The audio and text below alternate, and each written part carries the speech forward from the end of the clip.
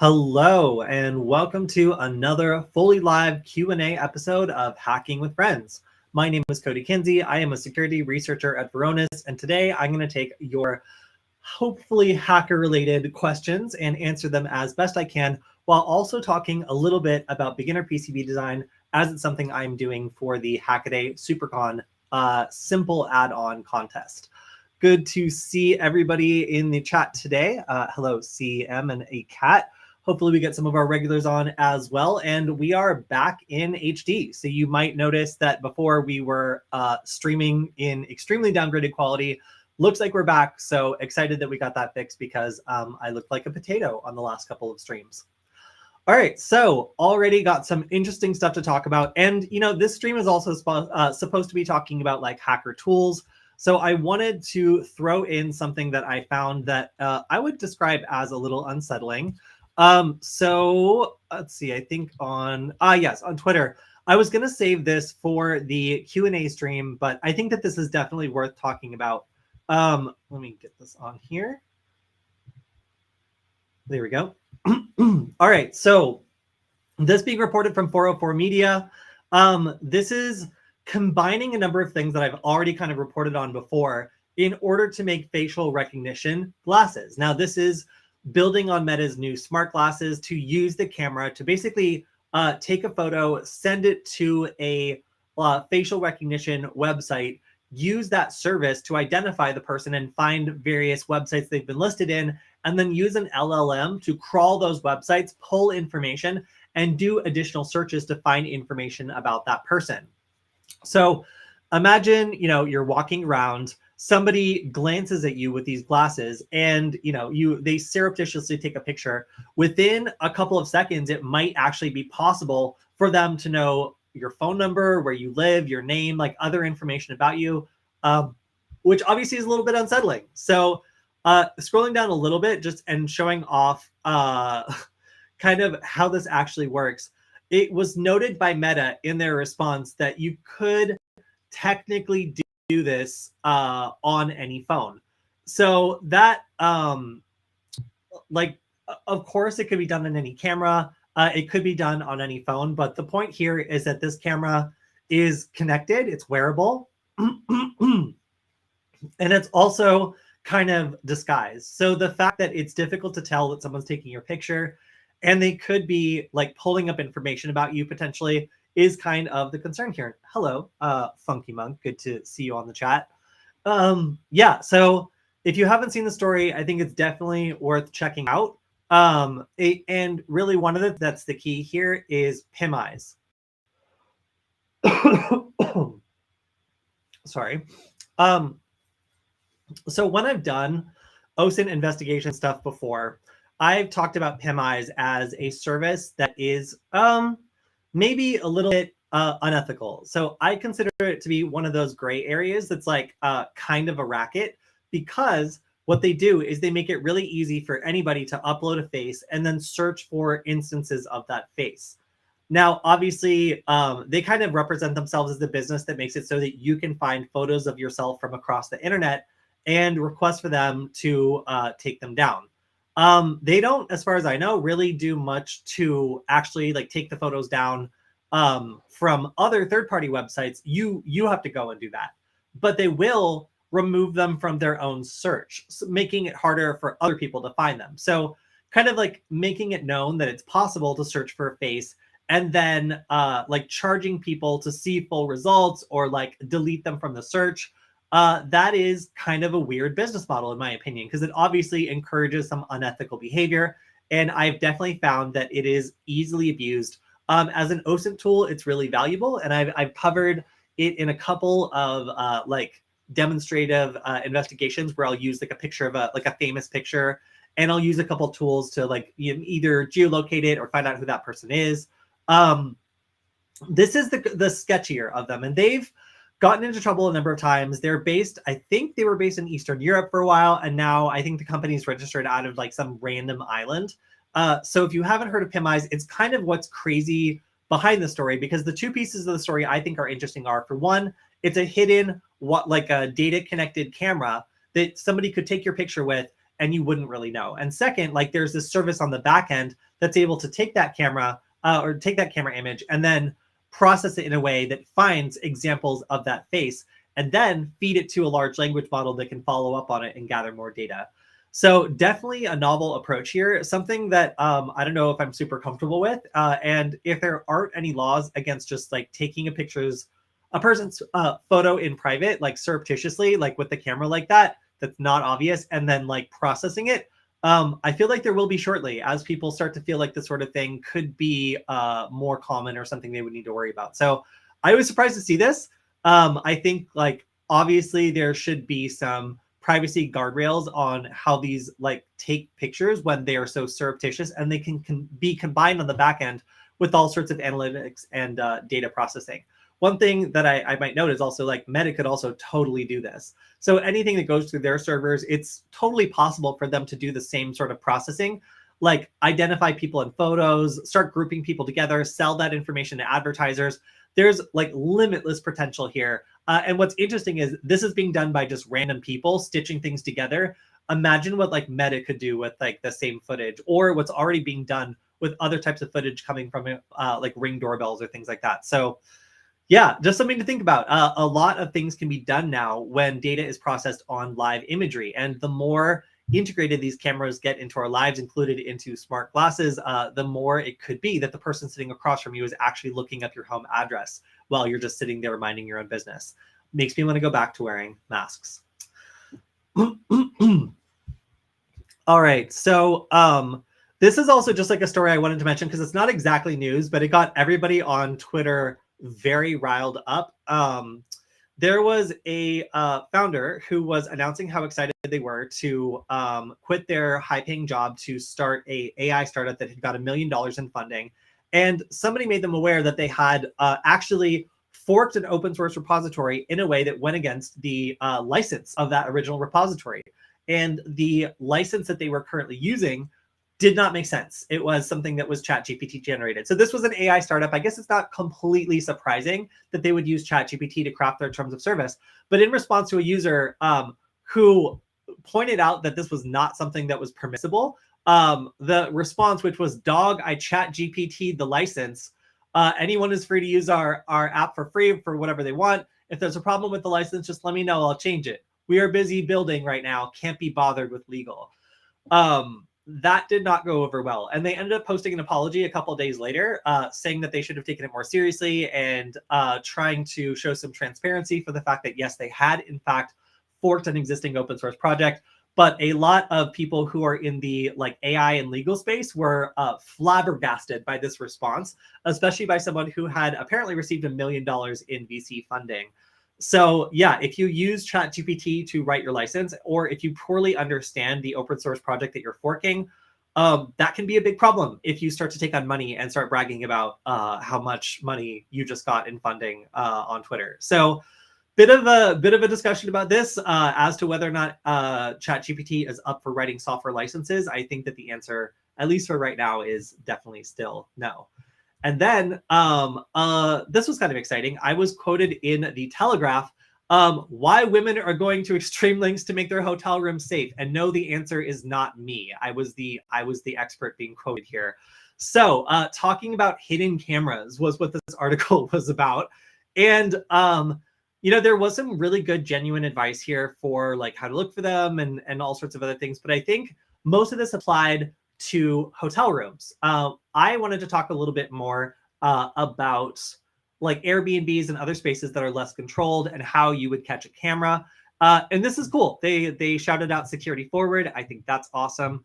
And I got to talk about electronics. And I actually, in my response to the reporter, I talked about how like cheap electronics had gotten. I gave them some examples of like specific cameras and stuff, but that's okay. They did not cover that. They instead talked about kind of the high level stuff of like what types of devices could be very, very cheaply modified or purchased in a version that has a hidden camera. So alarm clocks, lamps, wall plug, anything with a wall plug.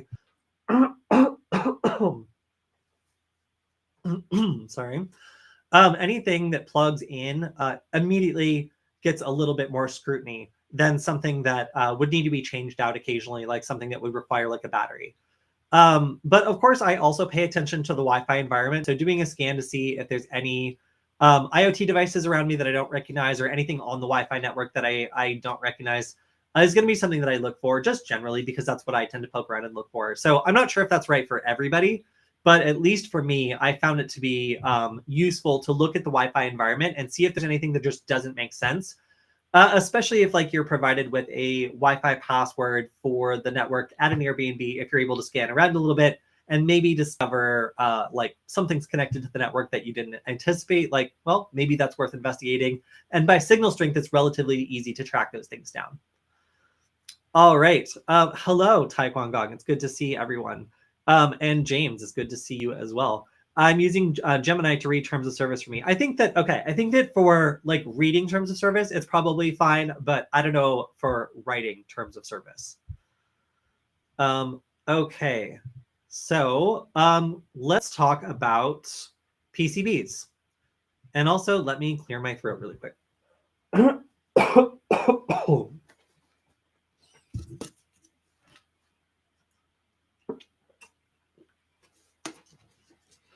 Okay, so let's talk about printed circuit boards. So my friend Andrew, aka Make It Hackin, came on the stream at one of our events,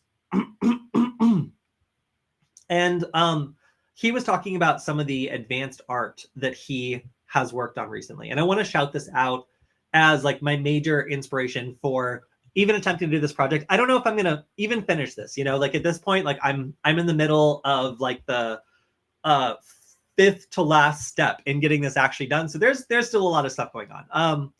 But I really like this design. It inspired me to try and make something myself. And I want to share a little bit about like what that process has been like and what it's like to make a circuit board.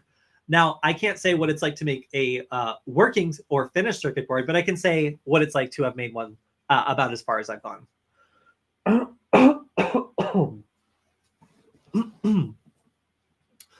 All right, so what I want to show off on this example I have up on the screen is the backwards mounted LEDs. Now, this is something that, is not typical. Usually when you have an LED, you're going to be putting it on the front of something. So having it backwards mounted is a little unusual. It's something that you don't see all the time and is not as common as I expected. So for actually mounting something like this, it turns out that you can't just expect there's going to be a part that works. Instead, if you want to like make a PCB that's 100% going to work, you should first look at the parts that are available and then make some selections based on what you can actually purchase. Oh, okay. I also have a question. What's the appropriate roadmap to venture into cybersecurity from beginning to expert? Well, I'll get to that. Let me finish with this first, but that is a long question. Kody, are you too sick? Yes, I have a little bit of a sore throat. Mostly, I just have nothing but coffee around me. So if I had like a little bit of water, I'd probably be fine. But everything I'm choking down right now is just like further dairy and coffee, and it's like not helping. Anyway, so back to PCB design. So if you're thinking of making something, and I want to show off my early concepts for this, my very first drawing of what I wanted to do was this thing I have up on the screen. This was just an early design with the purple mark showing off where the PCB mounted LEDs were going to be, and then like kind of a general layout for what I wanted this cat to look like, for like a tarot kind of thing. Now the general design could change, but basically it was going to be these lit up panels in the background with kind of a cat in the front. So after I thought about this for a little bit, I realized that it's super annoying actually to have LEDs just pointing towards you. I'm going to try to turn this one on. Oh yeah, and if we switch back to my screen, you can see that I have a PCB that has LEDs mounted directly on it, and they're super bright. They're kind of unpleasant to look at. You can see they're kind of like blowing out the camera. So for creating like a beautiful PCB design that's easy to look at and nice, like this is very, very harsh on the eyes. Plenty of power, but definitely not something that you want to stare at for very long. So when I was thinking about my design, what I decided to do was make it so that these LEDs were actually on the back of the PCB. Now, I was inspired to do this by Make It Hackin's designs because that's exactly what he does here. And on the front of the PCB, it ends up creating this tricorder that has all these like beeps and boops and things lighting up that are shining through the PCB. So this side of the PCB is completely flat. All the light is shining through it. So this is kind of the display side of the PCB. And then the other side is the functional side of the PCB that has all of the components that are required. So I thought this was super cool. I wanted to find out, like, could I make something that uses these exact same parts? And the answer was absolutely not. So my little design here that I wanted to do, and this was my AI version of it that I dressed up a little bit for just kind of slapping on the PCB, has all these segments that would need to be lit up from the other side. And that's great, except these components do not exist in a NeoPixel fashion. And if you remember from my little demo last week, I was showing off how each time I detect a packet, I can create a color for that packet and then display it on the pixel.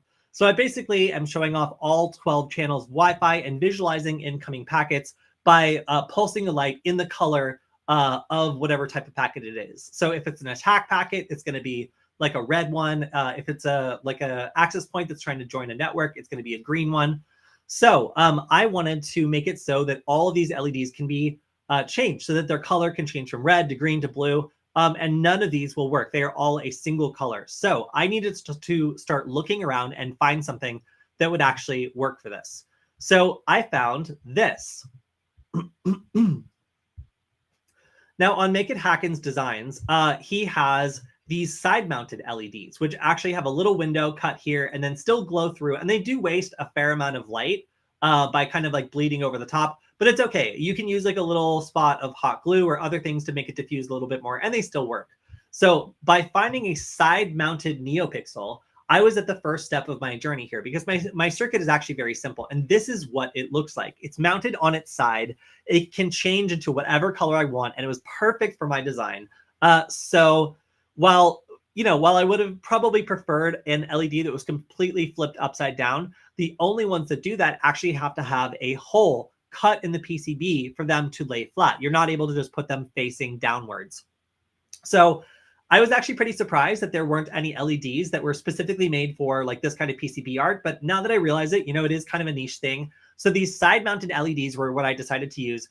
The price on these was a little crazy. It definitely was a little bit more than I was wanting to pay for these LEDs. So instead, I managed to look them up on LCSC. And I found them for pretty cheap. They're like less than $1. I think that the pricing comes out to 10 cents each, which I can easily do.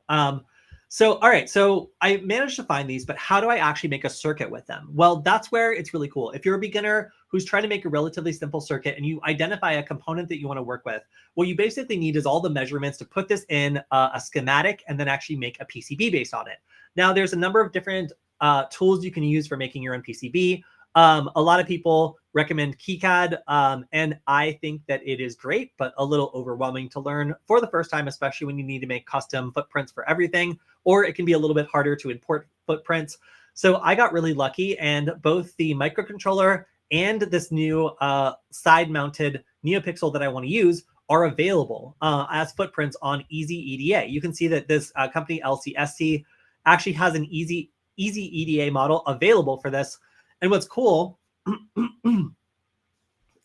is that it has the schematic symbol already created. It has the footprint for the PCB already created that's the right size and properly marked. All of that is outstanding. It means that I can basically get started making a printed circuit board with these components, and I don't need to build my own footprints. So I want to show off what I did. So I basically, if you click on free trial, it'll open this up in Easy EDA. And I went ahead and I followed a YouTube tutorial on how to make my first schematic. And I want to show off how it looks. So this also may not be right. I, again, just followed a random tutorial. This is something that is my very, very first schematic on here that I'm going to be setting off to production anyway. And the idea here is that I was able to take this footprint right here, the product that I want to use, this side-mounted NeoPixel, and I was able to drop a bunch of them, the number that I want to actually have here, and then chain them together. So in the schematic, we have the input here and then the output here for each one, and they are chained together in a chain. And then I have my microcontroller I'm working with right here. Now, I actually wasn't able to find the exact one that I want to work with, but I found one that has almost the exact same footprint, and at least all the pins that are important are the same. So I'm just using one that is similar enough that I can get away with it here. But this is kind of the end result. I had them all chained together with power, ground, and data running down the center. And then when I convert this into a printed circuit board, let's see if I can do that here. Here we go. Then I have all of them arranged here physically with all their pads and all the wiring and stuff. And I can then arrange them however I want so that I can make a circuit board that has all the components on it. And after that, I can do like rules checks and make sure that everything's being followed. But this is how I would take some components that I found on LCSC that I want to use and then start chaining them together and then convert them into a PCB and start laying them out. So here, for example, if I want to move this, you can see the wires are all here and I can start routing them later. I'm not going to route them quite yet, but if I want to place this here and this here, I can start laying things out. And then I can also create a circuit board of basically whatever size I want as well, and then start dropping these on the board. So here I have a board outline. If I want to do one, let's just say I'll start here and end here just for fun. All right, now I have a board outline and I can take this. Oops, no, I don't want to make a second board outline. No, I can take this and then I can start moving it into the board and start moving these components around. So I've also got access to all of the layers of the board. I can start messing with the silkscreen layer if I want to add art. I can control where the solder mask is and isn't. This is kind of the beginning of the whole process of starting to work with everything, but selecting your components, creating a footprint or importing footprints into a schematic and wiring them together and then converting that to a PCB is going to be like the very, very first steps of this process. And after I get this laid out in a way that I like, then I'm going to actually route the board. And the last step for me is also going to be making sure that all the silk screen art looks the way I want it to, and that I have cutouts necessary to let these LEDs shine through the board. So my technique here is going to be just using a relatively simple string of LEDs controlled by a Wi-Fi connected microcontroller to create this really cool like clock effect and show off these packets as they're coming in. So I need to create cutouts to make sure that there's no silk screen applied and that the light can shine straight through the board and that it looks nice on the other side. So that's what I'm going to be working on for the rest of my free time this week. It is my my entry to the simple add-on contest for Hackaday SuperCon. Whether or not it gets done in time, we'll see. But I'm going to try to get some test boards out within the next week. So we'll see exactly how that goes. Anyway, if you are making your own PCB or if you have any ideas for me to try, please let me know in the chat. I am a beginner at this. And while I have overseen the creation of many circuit boards, I have not actually put one out for production myself. So this is going to be really fun. Okay. All right. Let me jump into the chat because I'm sure a lot of stuff has happened while I've been off talking about this.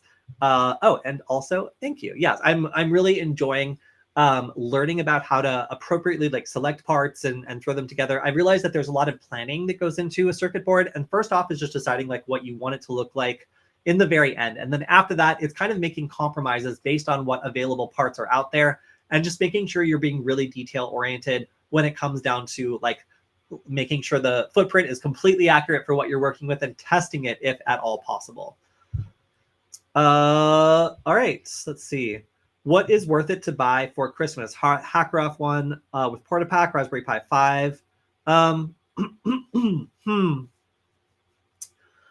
Let me think. So I think right now, some things that are worth buying for Christmas. I've been buying some of the like LilyGo T Echoes.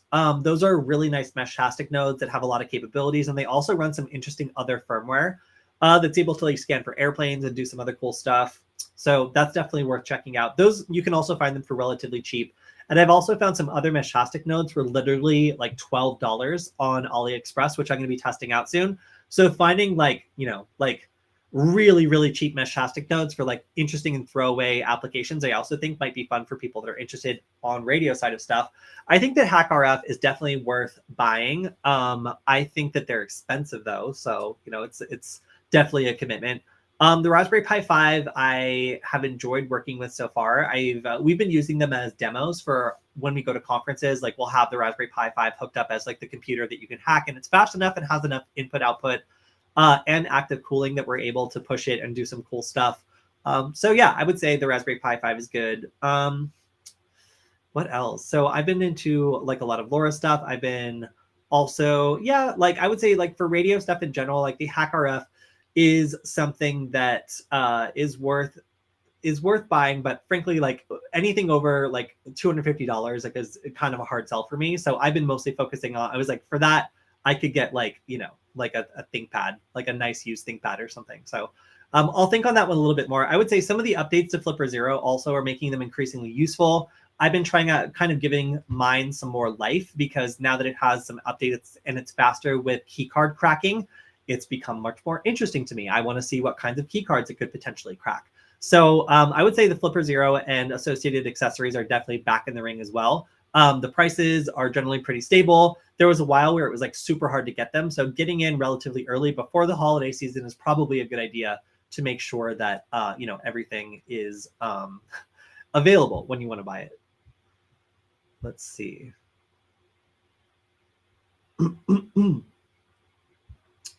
Let's see. Reduce the BOM because you don't need a diffuser. Awesome. Yeah, no, I'm really inspired by a lot of the PCB art that I've seen out there, especially Make It Hacken has just done some really cool things with such like simple components. Like I'm really inspired to see how a little bit of like art and non-traditional design can really, really influence the look and feel of a board and make it so that, you know, that sometimes the manufacturers get confused because they're like, why are you trying to do this? This is not standard. This is like maybe not great for reliability. And it's like, no, this is an art project. Like, you know, you have to understand like there's also this part of the industry that's more focused on aesthetics than like ruggedness or like, you know, doing everything exactly the way it's supposed to be by the book. But definitely there's some times when like the Chinese manufacturers are just like so confused about what you're trying to pull off here. It's kind of funny. That's hilarious, the cat pentagram thing. Yeah, I was really inspired by some cool tarot cards, that I traded for, like cool, like cat tarot card stickers. So I wanted to do something kind of like that. You know, I'm not totally married to the design. I think it's cool. And I think that's going to be what I do for the final SuperCon thing. But if I need to just push out something really simple to test out these components and make sure that everything works as I expect, then I might end up doing something just kind of like goofy and simple. Let's see. All right, so let me get back to this question because I think it's a good one. What's the most appropriate roadmap to venture into cybersecurity from beginning to expert? So that completely depends how you want to spend your day. Do you want to spend your day doing research? Do you want to spend your day tracking down like incidents? Like there's so many different ways this could end for you. It really just depends on how you would like to do it. So like public private sector is also like a really big decision. Like there's a lot of great roles in both. Obviously there's a bit more money in the private sector, but you know, a lot of people do want to go into the public sector in order to do a lot of good. So it really does depend what you're interested in. I would say personally, if you want to gain the skills to have a lot of choices in cybersecurity, then making sure you have a decent networking background. Computer science, I really thought was going to be the primary thing, but networking ended up being something that I found to be a lot more useful. Making sure that you're participating in like the culture and events around like cybersecurity and ethical hacking. So hacker culture has a lot of hacker spaces and classes and events and other things that will expose you to people who have experience in things that you're interested in but are not skilled at yet. It's really important to get those contacts and understand who to go to in order to learn more about something that you might be, you know, a total beginner at now. Because nobody is going to be able to be good at everything in this field. Like it's going to be a matter of what clicks with you and how you want to spend your time. So my advice is like build your network of contacts of people who are like either teaching or involved in the culture or going to conferences and presenting. Like if you have good access to experts and other people that show you career paths that you might be interested in yourself, you'll be able to narrow down your options to the ones that you're really strongly interested in and the ones that feel right for you. So keep your options open. Take a path that allows you to see many different types of cybersecurity careers so you can decide which one really aligns with you. And if you have the opportunity to engage with hacker culture, do it. You'll get to see what kinds of people seem relaxed and enjoying their jobs, what kind of people seem stressed out and like they're not enjoying their jobs, and maybe you can steer your career towards the ones that are a bit more relaxed, or whatever feels right for you. So it's such a highly individualized question. It really depends on like what kinds of things don't feel like work for you. For example, for me, doing the stream doesn't really feel like work for me. Like I enjoy doing it. If nobody was paying me to do this, I would probably be doing some form of it anyway.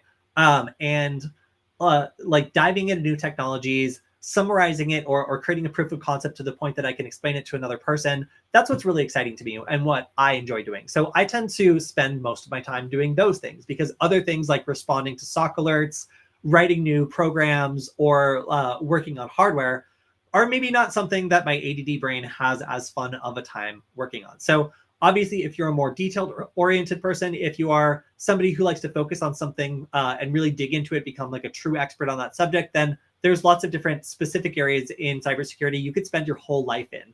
But I would just encourage people to kind of move around within the field as much as you can, or at least like talk to people who have different roles, because everybody's idea of cybersecurity is different. From the people in the NSA to the people that are making goofy marketing content for cybersecurity companies. It's all kind of depending, like, how do you want to spend your day? What kinds of things feel easy for you? Or what kinds of things do you like to do and won't burn out on? Because I feel like there's a lot of burnout in cybersecurity, especially when there's so much pressure to get things right, to be technically perfect, to be technically accurate all the time. The technology is constantly changing, and it makes it really difficult for people to stay up to date without like just getting really like specific in one field. So even like being like myself, like I consider myself to be like a Wi-Fi security expert, because I know enough about most of the underlying Wi-Fi security mechanisms to know how to attack them. But in some of the new methods of Wi-Fi security, I'm still catching up on the feature sets and other things that are something that I know a lot about. So I constantly feel like a beginner in a lot of these fields, and it requires a lot of time and energy to go to conferences and talk to new people to stay up to date with it. So yeah, just, like I would say, focus on the things that feel natural to you and try not to spend too much time in the areas that foster burnout, because there's plenty of depth you can get into on any of these topics that will prevent it from feeling too stale. All right, that was a very long answer. Let's see. Yes. Want to know the correct move to avoid wastage of time. Yeah. So I would say, like, again, like you are going to excel at the fields that you are interested in and that feel, if not easy, at least not like difficult for you. So focus on those. Like I would say there's enough room in cybersecurity for a lot of people to be able to like find things that they truly resonate with. And there's also a lot of like jobs that are not fun and that a lot of people probably do not enjoy and probably get burned out on. And because that's a problem, like that would be my one point of caution, would be like, there are easy paths into cybersecurity that are just jobs that are really difficult for some people. So if you get that feeling, then don't feel like cybersecurity as a whole isn't for you. Just realize that sometimes it's not a great fit, and the field as a whole is huge and has a lot of different opportunities. LilyGo is killing it too. Yeah, I have to say, I love their hardware. They've made a lot of really cool stuff lately. And just seeing all the different options for like wireless communication, the tight integration with microcontrollers that are really popular, that I work with in other fields. Like I've been excited to see all the stuff they've been coming out with. Let's see.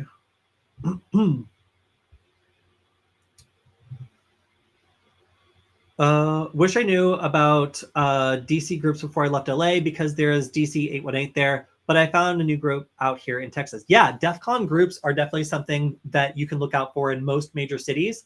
I know that there's one in Los Angeles that's like constantly trying to meet in like a Denny's. And every time I see it, like or maybe it's an IHOP, I don't remember.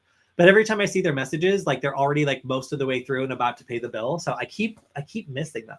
But yeah, there are definitely some DEF CON groups out there. So if you're somebody who's trying to get into cybersecurity or just into like hacker culture in general, then check out DEF CON groups, because there are a lot of them out there. And some of them, again, could just be operating in your city, meeting in random coffee shops and Denny's, and you might not even know about it. Yeah, so here's a perspective. You are going to waste time, but it doesn't mean you won't learn anything. Yeah, I would say if you go into a part of cybersecurity that teaches you a lot but isn't right for you, it wasn't a waste of time. You learned everything that you learned in that section.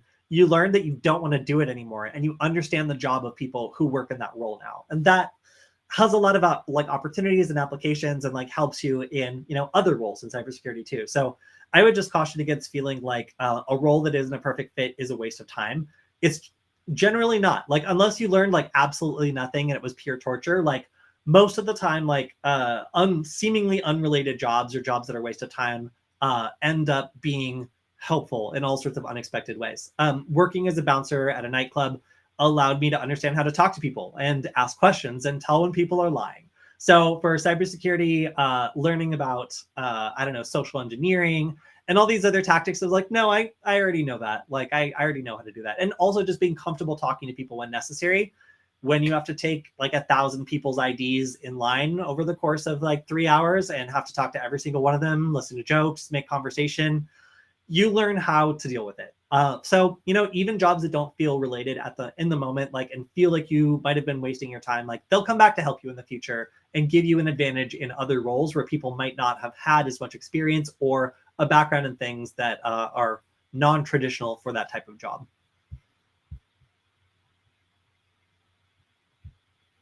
What do I think about this? Using optical logic gates to make a powerful brute forcing tool. I mean, I'm excited about anything that would speed up the process of brute forcing. Optical logic gates sound certainly like an interesting way of going about it. If you know of any projects or anything that has documented that, I would love to see it, because that sounds like I've never heard of that actually.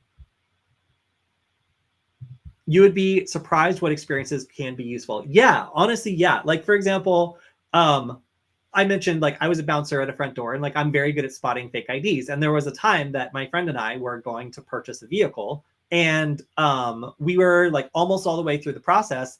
And the dude who's selling the car, like I asked for their ID, they kind of hesitate and they hand it to me, and instantly I knew it was fake. And because I called out like 100 people on having fake IDs before, it was like nothing to me to be like, buddy, this is fake. Like, what's going on here? Like, you know, this, and he's, no, it's not fake. It's like, no, it's sharp where it shouldn't be. There's no bear here. Like, you know, I hold it up. There's like nothing there. There's supposed to be something there. Like, this is fake, you know?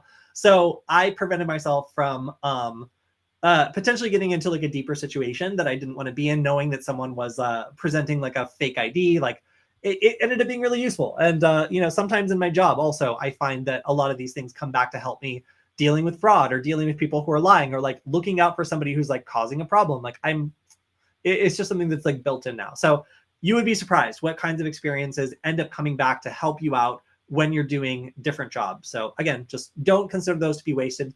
Consider them to be unrelated training that could come back to help you in the future. All right, so we've got like 9 minutes or so for additional questions, but let me see if I have some other stuff to present. I had a couple of things pulled up. I was mostly excited though about getting these PCBs started, because it's been a while of trying to get them up and running, and I found that KiCad and some other stuff was not as easy as I expected. Oh, I remember what I wanted to show. So we also came out with a bunch of videos this week. So this was some cutouts from our previous videos that I thought were worth showing off. And in this case, I wasn't really aware of how many layers of cybercrime exist around phone theft. I thought that it was just like people steal phones and then they're either useful or they're not. But actually, there was a 3-tiered layer of phone thieves, unlockers, and then the developers and administrators running the necessary online infrastructure to unlock stolen phones. We released a cutout video on this last night, and then today we released a cutout on the FTC calling out social media companies on basically pretending that children and teens do not exist on their platforms.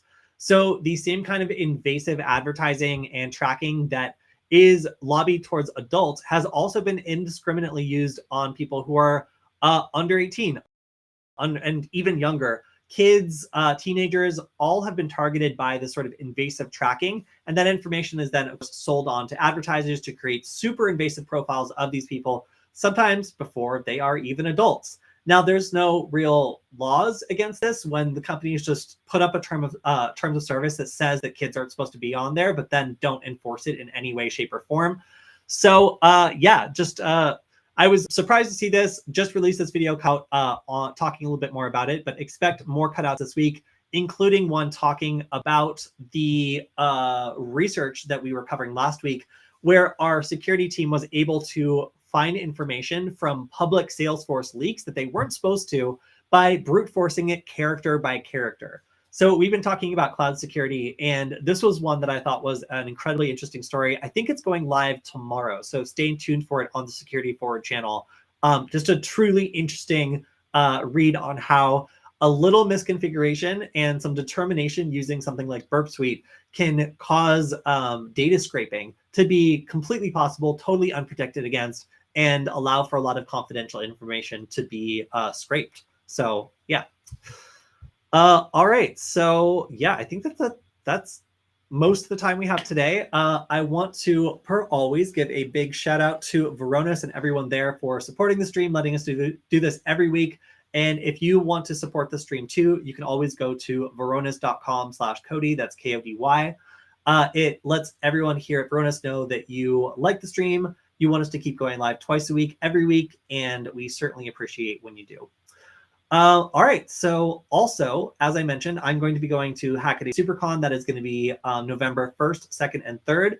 I am attempting to enter the SAO contest. So if you're going to be going to the conference, please let me know. I would love to see some of you there. I don't think I might be doing a lightning talk, but I don't think I'm going to be doing anything too crazy, except maybe organizing an event over at Null Space Labs as I usually do. So yeah, hopefully I'll see some of you there. It's been cool to see some people at this from the stream at a number of other conferences this year. So if I saw you this year, then I certainly appreciate that. It's not just on the stream we get to hang out. We also get to hang out at some conferences too. All right, everyone, that's going to be it this time. If I missed your question, or if you're watching this on repeat and you want to make sure I answer your question next time, make sure to drop it on the YouTube channel. I go through and make sure to take the best questions and weave them into the stream. And if you've got any news for me to cover, you can do it on the Discord server or on the YouTube channel. James has been amazing about sending me just like articles to cover and other things that I might otherwise miss. So you can always find the Discord server. I think the easiest way is if you go to nugget.dev, nugget.dev. I think that's the best direct link right now. We were using nugget.lol, but somebody kept using it to send spam because I didn't set up the email protection services on it. So I just gave up. I just don't want to use that one anymore. But anyway, certainly appreciate it if you have any interesting news to share, and we're going to be covering that on Friday. All right, everyone, I will see you guys later. Thank you for hanging out with us on the stream, and have a good one, everyone. Goodbye.